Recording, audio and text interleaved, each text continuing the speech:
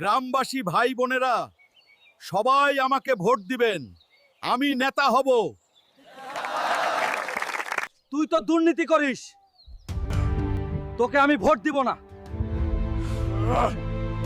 আমাকে ভোট দিলে আমি রাস্তায় ব্রিজ বানিয়ে দিব, নদী ভরাট করে দিব, আর সবাইকে প্লেন কিনে দিব।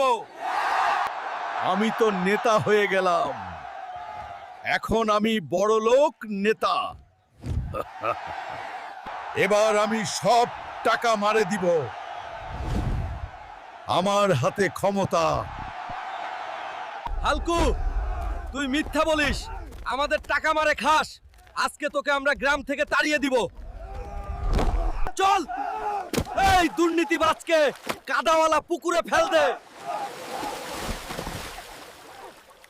বন্ধুরা, তোমরা কেউ দুর্নীতি করো না, না হলে আমার মতো অবস্থা হবে।